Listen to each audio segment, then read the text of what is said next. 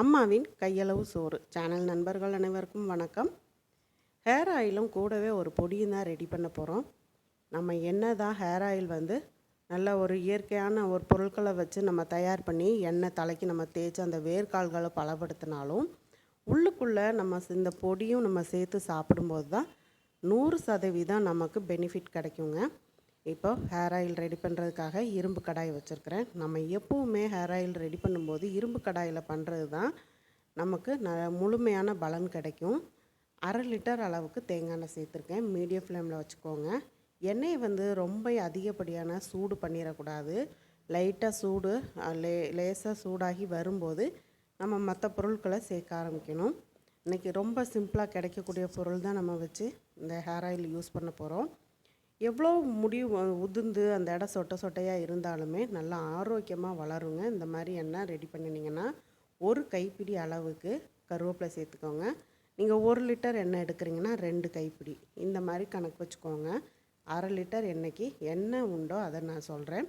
இது கரிசலாங்கண்ணி இலைங்க. வாடி இருந்தாலும் பரவாயில்ல. கீரைக்காரங்ககிட்ட சொன்னீங்க அப்படின்னா அந்த கரிசலாங்கண்ணி இலை வாங்கிட்டு வந்து தருவாங்க.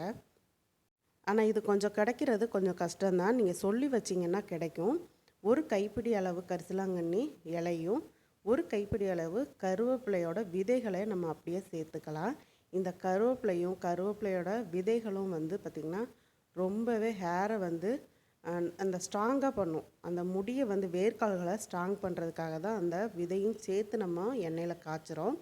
இந்த மாதிரி இலையெல்லாம் சலசலப்பு அடங்குற நேரத்தில் 1 கைப்பிடி அளவு ரோஜா இதழ்கள் காஞ்சதாக இருந்தால் கூட பரவாயில்ல. நாட்டு மருந்து கடைகளில் ரோஜா இதழ்கள் கேட்டிங்கன்னா கிடைக்கும். உங்கள்கிட்ட ஃப்ரெஷ்ஷாக நீங்கள் ரோஜா பூ வீட்டிலையே பூத்து அந்த சாமிக்கு போட்டு நீங்கள் உதுத்து வச்சுருந்தா கூட நீங்கள் சேர்த்துக்கலாம். ஒன்றும் பிரச்சனை இல்லைங்க. நல்லா சலசலப்பு அடங்கணும். ஆனால் நம்ம சேர்க்குற இலைகளில் கொஞ்சம் கூட ஈரமே இருக்கக்கூடாது. ஈரம் இருந்துச்சு அப்படின்னா எண்ணெய் சீக்கிரம் ஒரு மாதிரி சிக்குவாடை அடிக்கும். சீக்கிரம் மேலே ஒரு மாதிரி பூஞ்சான் ஃபார்ம் ஆக ஆரம்பிச்சிடும். அதனால் இலைகள் நல்ல ஈரம் இல்லாமல் பார்த்துக்கோங்க. கூடவே ஒரு 10 காஞ்ச நெல்லிக்காய் சேர்த்துருக்கிறேன். காஞ்ச நெல்லிக்காய் சேர்க்குறது நல்லதுங்க. எண்ணெயில் அந்த நெல்லிக்காய் நல்லா பொரிஞ்சு வரும். இப்போ நான் வெந்தயம் 2 ஸ்பூன் அளவுக்கு நான் சேர்த்துக்கிறேன். சில பேர் முளைக்கட்டின வெந்தயம் கூட சேர்ப்பாங்க. நீங்கள் அப்படியே சேர்த்துக்கலாம். கருஞ்சீரகம் சேர்த்துக்கலாங்க. கருஞ்சீரகம் ஹேரை நல்லா அடர்த்தியாகவும் கருமையாகவும் வளர வைக்கும். 2 ஸ்பூன் அளவுக்கு கருஞ்சீரகம் சேர்த்துக்கலாம். அதிகமாக சேர்க்க வேண்டாம். ஏன்னா அதாவது கருஞ்சீரகம் உஷ்ணம், உடம்புக்கு உஷ்ணம். அதுவே பிறகு நீங்கள் அதிகமாக சேர்த்திங்க அப்படின்னா ஹேர் உடையிறதுக்கு சான்சஸ் அதிகமாக இருக்குது.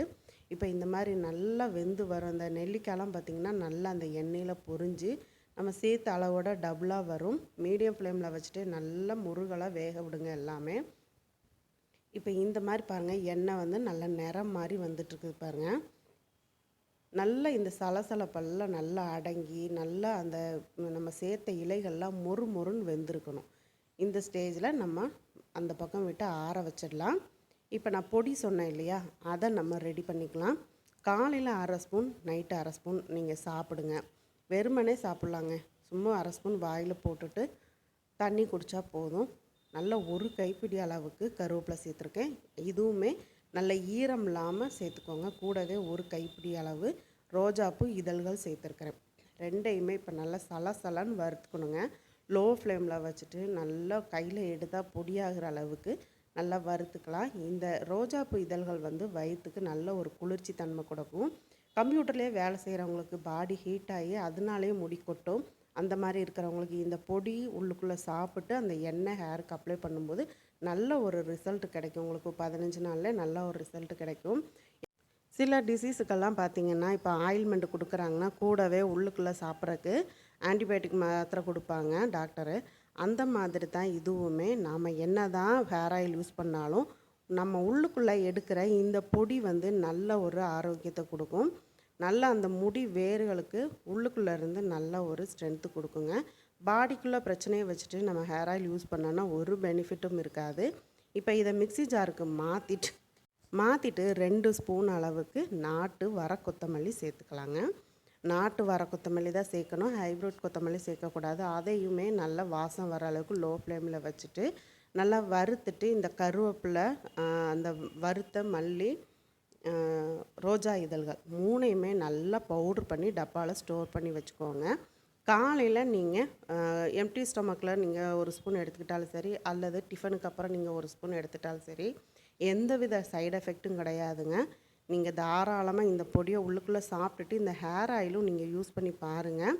சில பேர் வந்து கற்றாழை சேர்ப்பாங்க. கற்றாழை வந்து ஒரு மாதிரி ஸ்மெல் வரும், சில பேருக்கு அது பிடிக்காது. அதனால தான் நான் கற்றாழை சேர்க்கலை. சேர்க்காமல் இந்த மாதிரி நீங்கள் ஒரு பொடி ரெடி பண்ணி இதையும் சாப்பிட்டு இந்த ஹேர் ஆயிலும் ஹேருக்கு அப்ளை பண்ணி நீங்கள் தேய்ச்சி குளிச்சு பாருங்கள். சூப்பரான பெனிஃபிட் இருக்கும். உங்களுக்கு இந்த வீடியோ பிடிச்சிருந்தா லைக் பண்ணுங்கள், நண்பர்களுக்கு ஷேர் பண்ணுங்கள். மறக்காமல் நம்ம சேனலை சப்ஸ்கிரைப் பண்ண மறக்காதீங்க. இப்போ மறுநாள் ஆயிடுச்சு. நம்ம குறைஞ்சது 12 மணி நேரம் அந்த எண்ணெயிலேயே நான் அப்படியே இருக்கணுங்க. ஓரமாக வச்சு நல்லா எண்ணெய் ஆறுனதுக்கப்புறம் மூடி வச்சுடுங்க. ஈரமாக இருக்கும், அந்த சூடாக இருக்கும்போதே நம்ம மூடி வச்சோம் அப்படின்னா அந்த ஈரம் வந்து திருப்பி எண்ணெய்க்குள்ளேயே விழுந்து சீக்கிரம் புசு பிடிக்க ஆரம்பிச்சிடும். அந்த மாதிரி பூசணம் பிடிக்காமல் இருக்கணும் அப்படின்னு சொன்னால் எண்ணெய் நல்லா சூடாக ஆறுனதுக்கப்புறம் மூடி போட்டு ஒரு 12 மணி நேரம் அப்படியே விட்டுருங்க. நல்லா அந்த இலைகள்லாம் நல்லா அந்த எண்ணெயில் ஊறி இன்னுமே எண்ணெய் வந்து நல்லா ஸ்ட்ராங் ஆகிடும். இந்த மாதிரி வெள்ளை துணியில், நல்லா சுத்தமான வெள்ளை துணியில் சேர்த்து நல்லா பிழிஞ்சு விட்டிங்கன்னா எண்ணெய் வந்து சூப்பராக ரெடி ஆயிரும். பாட்டிலில் ஸ்டோர் பண்ணி வச்சுட்டு ஈரம் இல்லாத ஸ்பூன் யூஸ் பண்ணுங்கள்.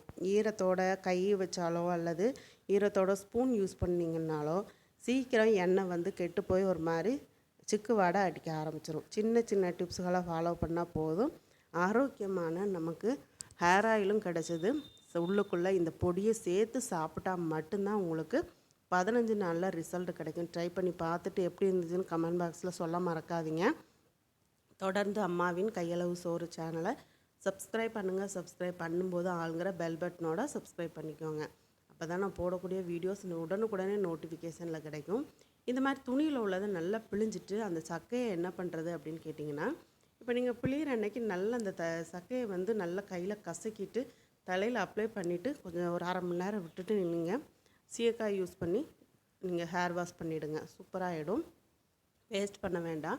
மீதி இருக்கிற அந்த சக்கையை நம்ம செடிகளுக்கு உரமாக கூட போட்டுடலாம். இப்படி இந்த ஹேர் ஆயிலை இந்த மாதிரி ட்ரை பண்ணி பாருங்கள். கட்டாயம் உங்களுக்கு 15 நாளில் ரிசல்ட் கிடைக்கும். ஹேர் ஆயில் மட்டும் இல்லை, இந்த பொடியோடு சேர்த்து நீங்கள் ட்ரை பண்ணால் மட்டும்தான் உங்களுக்கு 15 நாளில் ரிசல்ட் கிடைக்குங்க. உங்களுக்கு இந்த வீடியோ பிடிச்சிருக்குன்னு நினைக்கிறேன். பிடிச்சிருந்ததுன்னா உங்கள் ஃப்ரெண்ட்ஸும் பலன் அடையட்டும் அப்படின்னு நினச்சிங்கன்னா நண்பர்களுக்கு ஷேர் பண்ணுங்கள். மறக்காமல் லைக் பண்ணுங்கள். அப்படியே நண்பர்களுக்கு ஷேர் பண்ணி லைக் பண்ணி கமெண்ட் பண்ணுங்கள். அப்படியே நம்ம அம்மாவின் கையளவு சோறு சேனலை சப்ஸ்கிரைப் பண்ண மறக்காதீங்க. இந்த அளவுக்கு எடுத்தால் போதுங்க. காலையிலையும் நைட்டும் 2 நேரம் இந்த பொடியை யூஸ் பண்ணிவிட்டு ஹேர் ஆயிலும் யூஸ் பண்ணிவிட்டு எப்படி இருந்துச்சுன்னு சொல்லுங்கள். மீண்டும் அடுத்த ஒரு ரெசிபியோடு சந்திக்கிறேன். நன்றி, வணக்கம்.